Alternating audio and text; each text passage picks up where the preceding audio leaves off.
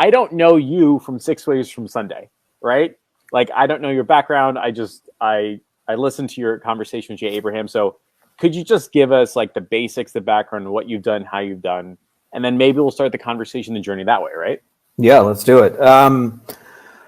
By the way, just if anybody's here, you guys could comment, let us know you're seeing it, because otherwise it's just Jeff and I talking, but I'm sure there'll be a replay.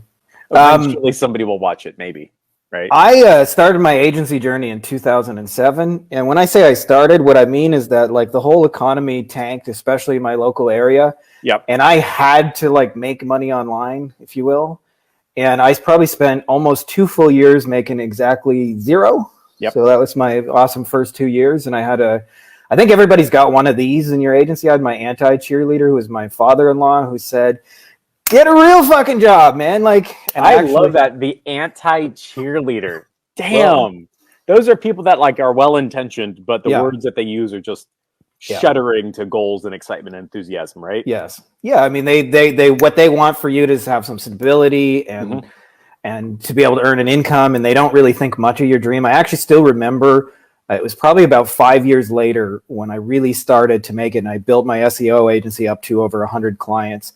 I remember actually we were starting to travel a lot. Suddenly I had this digital nomad kind of life, and my girlfriend, who was a teacher, just started taking a week off of school here and a week off of school there, and unpaid, right? Like teachers don't get paid to just take a week off. And he was like, like, you guys are taking all these trips. What's going on? And he had always referred to my business in the beginning as this little side thing that I was doing. And I just gave him a little wink and said, well, I guess that little side thing's working out. Yeah. Yeah. But it takes about 5 years before you can say, I told you so. That is like the most interesting challenge out of all of this. Like the people that love us and care for us usually are coming from a place of like just massive scarcity. Like they want you to be good, but not experience like the feedback from failure and the feedback from experience. They're like, we just want you to be happy. I'm like, happiness is really like half struggle and half success. Totally. And I remember my friends and my family going, Jeff, it'd just be a lot simpler and easier. Like if you just got a job. I'm like, okay, well, it's 2008. All right. And there aren't so tough, right? What am I going to do now? And I remember I felt like a caged lion. Like I just graduated a degree in finance, majoring in derivatives and credit default swaps.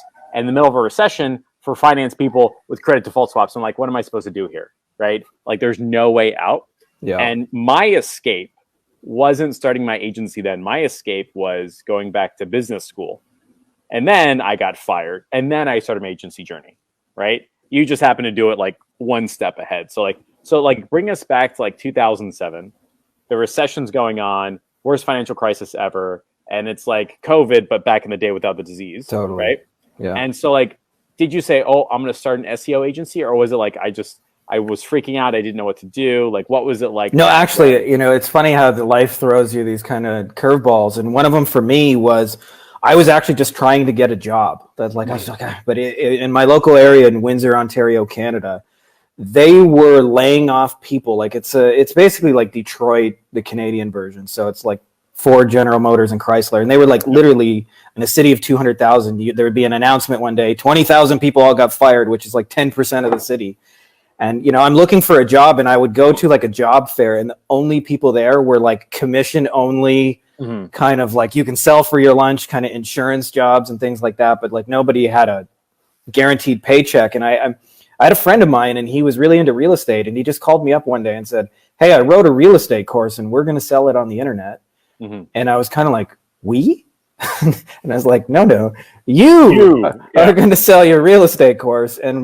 But I thought about it and I was like, well, what else are you going to do? And so it brought me into this world of like, I just thought if you build it, they will come. I was like Kevin Costner delusions. I actually remember thinking I'm going to get a Ferrari by the end of the month. And then of course you put up a website and find out you got like 2 website visitors. One's a robot from China and one's your mom who's like, wow, that's kind of nice, honey. You built a website. Great looking website. Good for you. Go get a job. And so then I went down this rabbit hole of SEO, and after about 6 months, we'd actually built it up really, really well. I'd like soaked up everything. And I remember somebody came by and said, I'll pay you for this website. And I was making 0 sales. I had shitloads of traffic and sold it. And I actually didn't know what I was going to do for like the next year. But one day somebody called me up and said, hey, that SEO thing you did for somebody else, could you do it for me? And I said, sure, why not? And I actually got into white labeling before like white labeling was even a thing. Like it didn't even have a name back then, but he was like, well, I got all these, he was a web designer who just had abundance of SEO people that needed it and didn't want to deliver it. And I was like, send them all my way. And so I went from like not even knowing what an agency was to having like 100 clients, like probably within 6 months. And it was, Nice. I knew nothing about running an agency. It was like a chaotic mess. And like, even though I was financially successful, it was probably the most miserable I've ever been in business. Like I wanted to put a bullet in my head every day. Yep. I hated SEO. I hated the clients. And it was just like meeting requests all day long. My phone was just like blowing up. Can you call me? Can you call me? Can you call me? And so I would like, you know, be out with my family on a Sunday and my phone would ring and be like, hold on, honey, I just got to take this call and you got to walk like away. You're a sports agent without the dollars behind it. Yeah, exactly. Exactly. And it was like, I had built myself a prison. And so eventually I reached a point actually years later where I literally just one day decided to burn my agency to the ground and just, that's it. I'm firing all my clients. I'm not doing this. And I went through probably about 6 months or a year. And that kind of led into the stuff we're doing now where I don't take any sales calls in my meetings. Like we just sell through video. I don't have any meetings. I shouldn't say I don't have any meetings. I get like 2 or 3 a month and they're usually like, I'm the one requesting them and they last 5-10 minutes. But almost 100% meetingless. And like, it's been so much easier. I still have a little PTSD actually when I check my inbox thinking like a bunch of angry clients are going to be there and they're just not. But I've learned to build an agency that's just like way more low maintenance.